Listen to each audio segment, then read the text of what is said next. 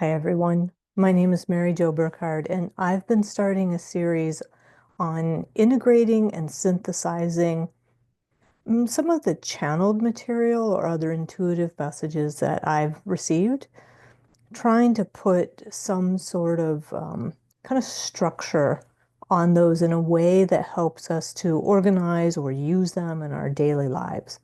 So today I thought that I would focus on us as humans.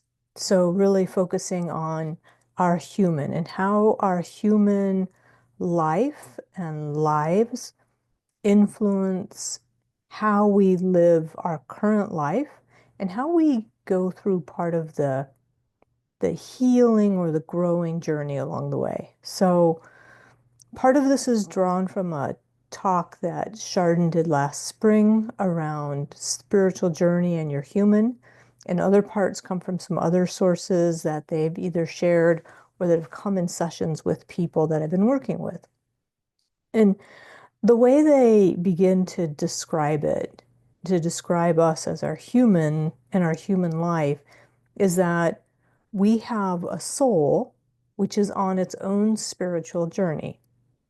And then we have this human body, which is sort of the vehicle that we experience this world, or the glove or the shoe that we walk around or touch or feel or interact with this world. So our body is that which allows us to experience the soul's journey on this planet. And they've described that, the life that we're living out today. And when I say they, my guide's named Chardon, so it's a group, a collective that I channel. So they've described that really the life that we're walking out today is comprised of three parts. We have our other lives or past lives. Many times we call them past lives, but because time isn't linear, they may not all be actually in our past. So we can have experiences from other lives that influence our current life. And that's part of our soul's journey. And then we have the DNA and our ancestral lineages, which come to us as part of being human. So our DNA has come through generations of experiences, generations of influences, and it arrives to us not without a history. And then those merge. So we become this human body, and our soul is sort of poured into that. And that's when we begin our life here as a composite or an amalgam of our soul's journey and our genetic heritages and lineages. So all of that comes together into like who we are today as we walk around doing life. And so when we first start thinking about our soul's journey, or what we would call our other lives, many of us have been on this planet many times, and many of us have many lives. Sometimes the term is used, old soul, to infer someone whose soul has been through a lot of lives, has had a lot of experiences that would come to that person. We can be an old soul and not have been with most of our lives on this planet, and we can be an old soul with many of our lives on this planet. So it can be all of those and above. And I do understand that there are some of us who might be watching who do not believe in the concept of reincarnation. And I totally get it. Up until about 6 to 7 years ago, I did not either. And when that part unraveled, that was a really significant existential crisis for me. And it really caused me to have to open and look at a lot of my spirituality and a lot of my beliefs and the systems that those were embedded in. But that's a whole nother story. But if you are one of those people who are thinking, I just don't get this past life sort of thing, it just doesn't seem to fit. As I said, I get it.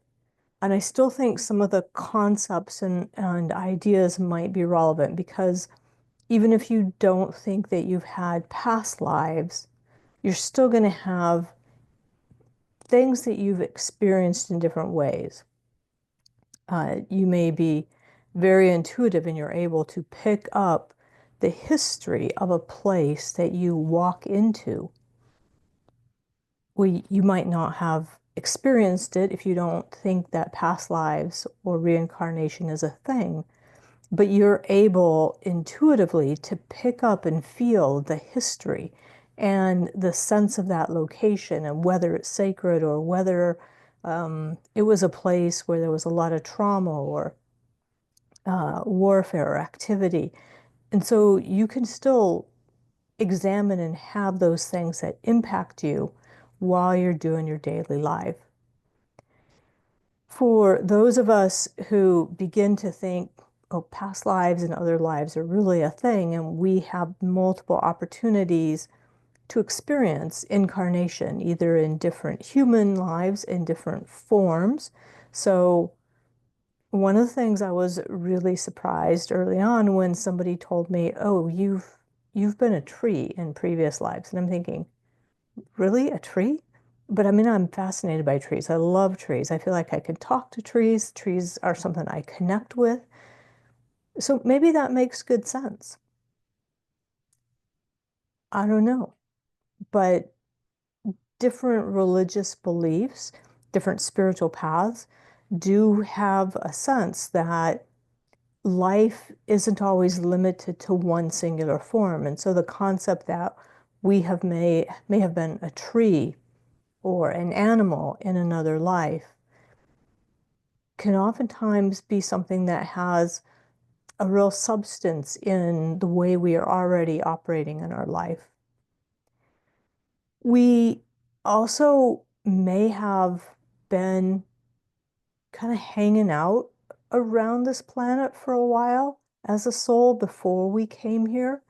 We might have known that we wanted to be here at this time for what is unfolding in our world and trying to get a sense of it. Where and how do we want to fit into this world? What do we want our soul's purpose to be? Because our soul comes here with a purpose. It comes here with a reason for being here in this life at this time.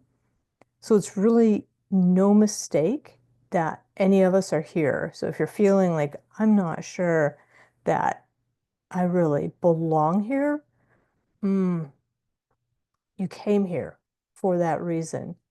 Now, many of us who have past lives where we might have been on other planets, we look up at the stars, and so many people will tell me, there's just a star up there. I can feel it like I come from there. That's my home. That's where I belong. This is not my home. I don't really like this. But there, that's where my home belongs.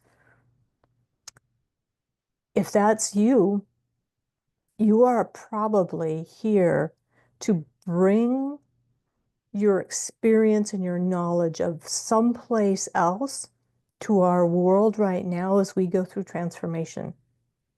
You know, there's a great saying in our world, and I don't know where it comes from originally, but essentially, like the solution is not in the problem.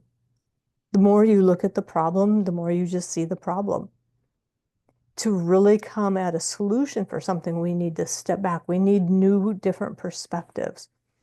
And one of the things that seems to be coming into our world with greater and greater depth and frequency is information, wisdom, experiences, activations that come beyond our world.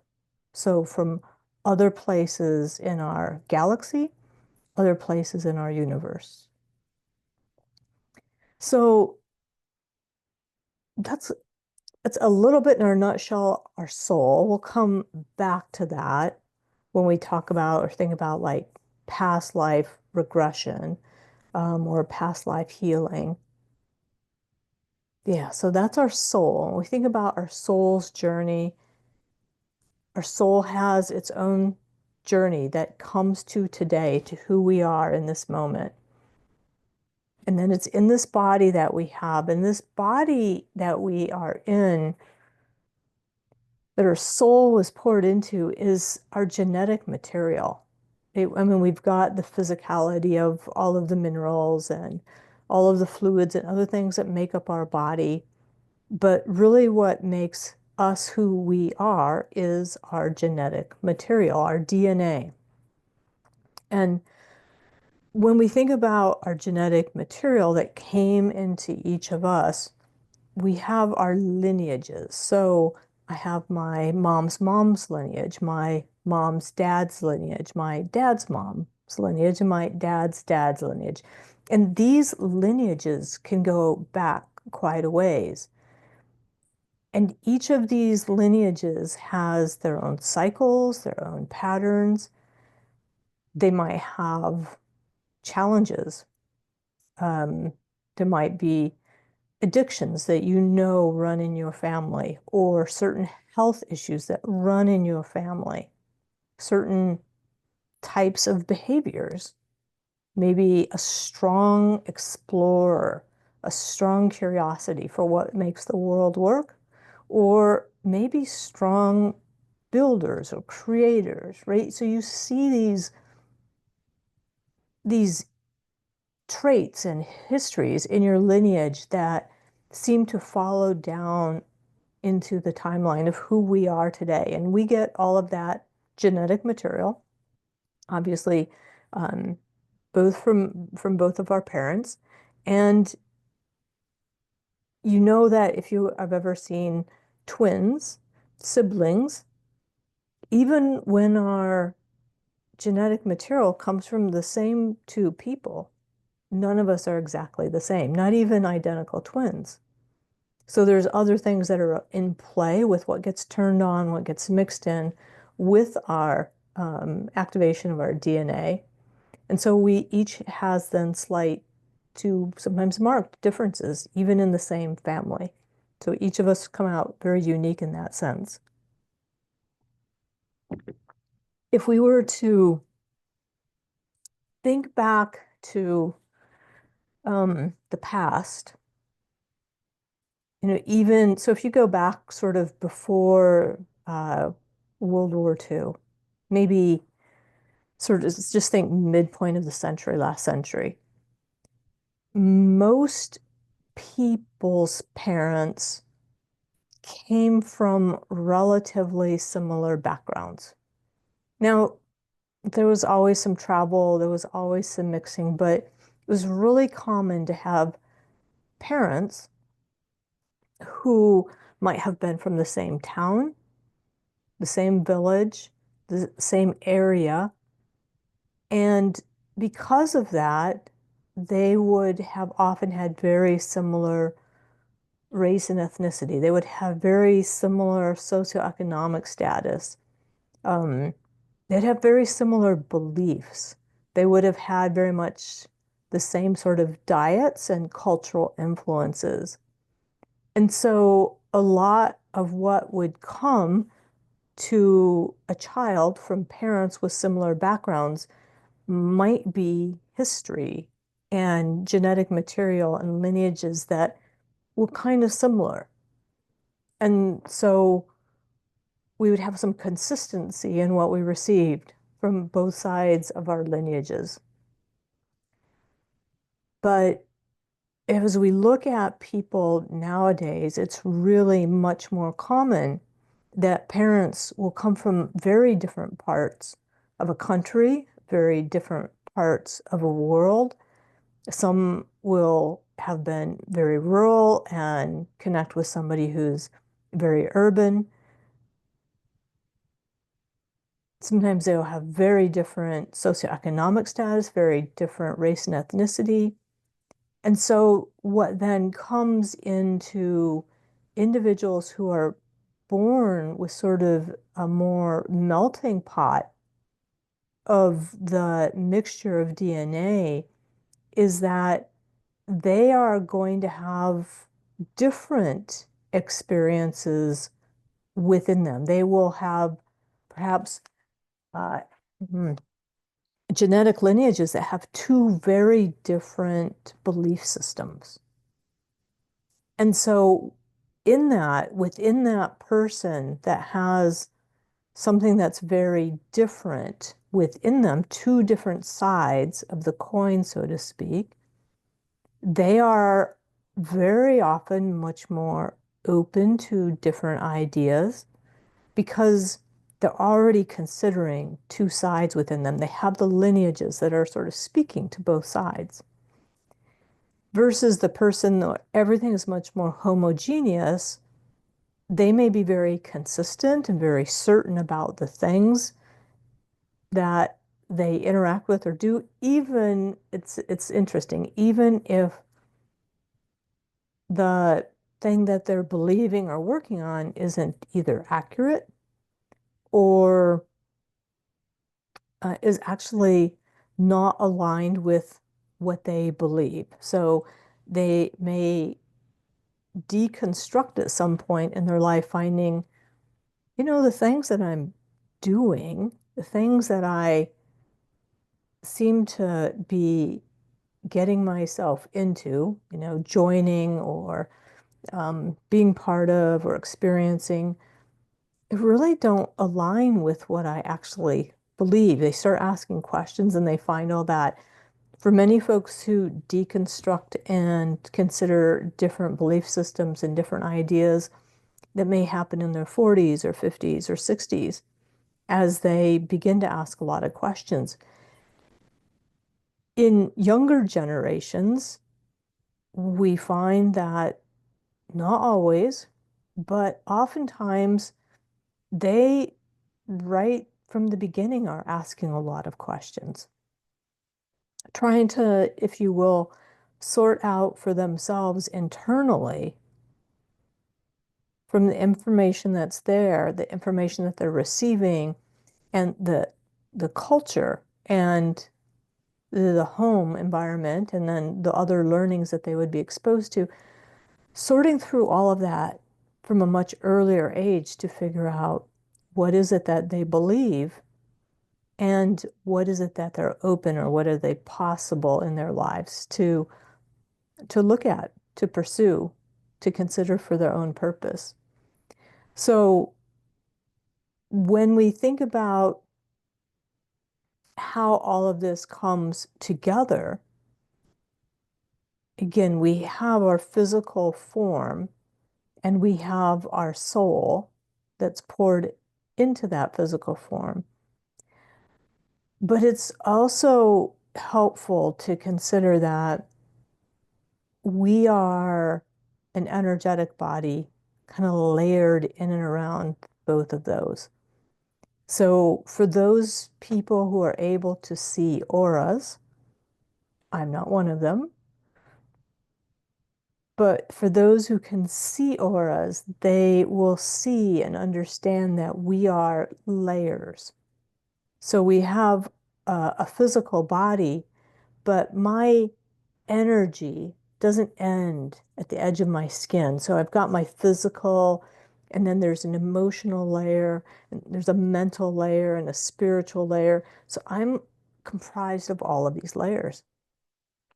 And when we think about our healing journey or our development or growing journey or finding our purpose journey, all of those things can reside in different parts of those layers. So great example would be if we think about past lives or other lives. Many people will report that they've experienced something that they have a fear of in their day-to-day life.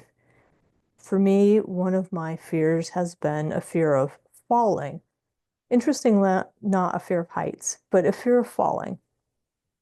And I just was sharing this with somebody one day about how, oh yeah, like I saw this and I just have this fear of falling, but not of heights. It's sort of interesting. And she's like, well, do you want to work on that? Thinking, what? Yeah, maybe I should look into that.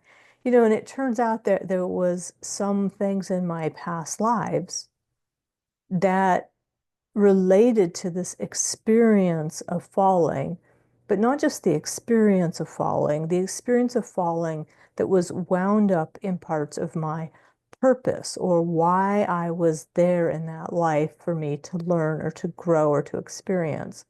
So that falling was a negative outcome associated with something else. And so now I carried through this sort of fear of falling. By the way, we worked through it, and that really helped to diminish or reduce many times just simply not there, this fear of falling. That fear of falling wasn't something like in my current life. I didn't take a bad fall. There wasn't anything you could associate it with that was part of my day-to-day life here. And yet here's this fear of falling. And that wasn't really getting too much in the way of my active day-to-day life. But there's other things that really can. So I've experienced this. I know others have experienced this. I've helped many people work through this where they will feel, sorry, I just hit the microphone and that's probably not an ideal thing. They will feel that their voice has been choked off, restricted in some way, and that they don't have the permission or capacity to be able to fully use their voice, to speak up, to say what's important to them, to be heard in certain spaces. They've kind of been told, maybe your voice should stay small, you should stay in your place. But they feel like part of their purpose is that they have things to say. Well, in past lives, they may have been harassed or killed for their voice, for speaking up. If we go back not too long, we can find many instances of particularly women, but not only women, but particularly women who experienced different forms of harassment, torture, and even death because of using their voice. And so that's a point where helping to release that, to work through the past life experiences, other life experiences, so that in today's life, we don't have to carry that around with us. We don't have to let something that we work through or we experienced in the past to come forward and influence our day-to-day life here. The other thing that we find related to some of our healing is that, our layers intermix a lot. And I think an easy one for us to all consider is, that if you are anxious, like you've got anxiety around something, you don't just feel it up in your head. No, we tend to feel it like maybe it's shortness of breath.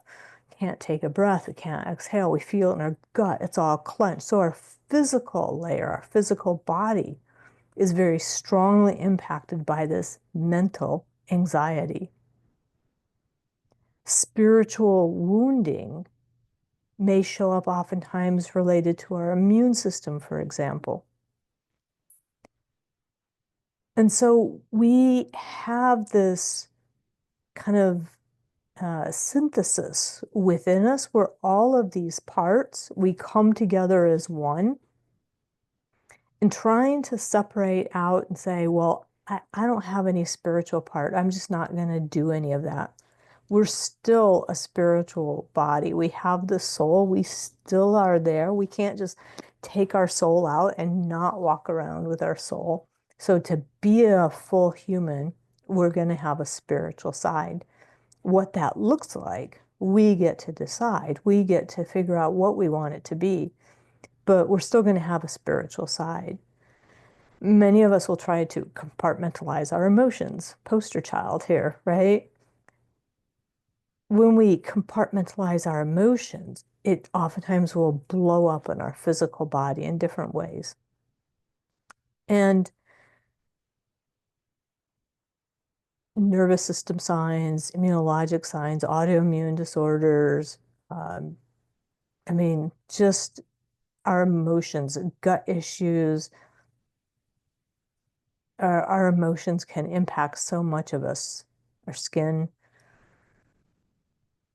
And so when we find that there's this interface that is resulting in these signs that we have, we need to consider a more holistic way of healing, a way that looks at all of us in different ways. And maybe it's that stuff that's come through, our lineage, our dad's lineage, right? We know, we can see these things that have come down to us. Maybe that's the part that we need to think about healing, focusing on that pathway. Ancestral healing, lineage healing, family healing, all of these are different types of things that can approach that.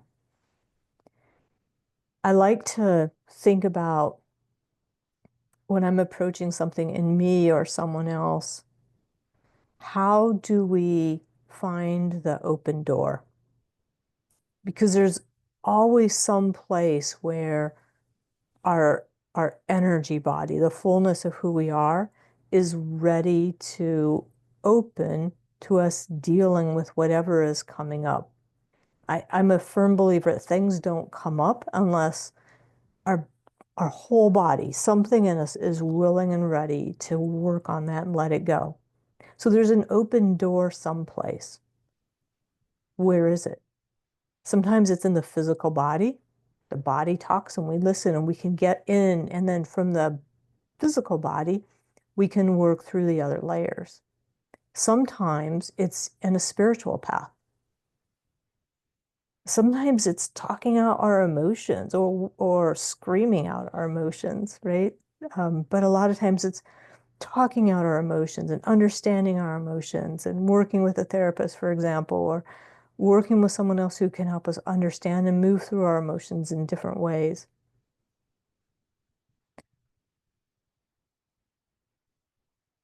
Yeah, I think I think that's a good place to end, is thinking about ourselves as a whole body and thinking about what we would need as a whole body to move through to help our soul's journey and path, but also to help our physical body do better, to help our relationships, our emotional body, our interactions, our thinking side, our curiosity, our creativity. So how do we begin to think of ourselves as the whole self, not just these little parts of us? I think that's it for today. Wishing you all the best. If you're interested in checking out channeling information, our next message from Chardon, and it is activating our past life gifts. So when we think about past life, we oftentimes think about the traumas, the things that have hurt us in past lives. But we also have past life gifts. We have learnings, we have tools and resources. We have things that we have in us that are able to be activated for this current life. I don't quite know what all that looks like, but I'm really curious to hear what Sharon's going to bring through on that. So if you're interested, you can check out the ReikiCenter.net and sign up there. And this and other information will go out onto YouTube and Substack. So my Substack is maryjoburkhard.substack. And same thing for YouTube, just at Mary Jo Burkhard is the handle. So take good care and hope to see you back soon.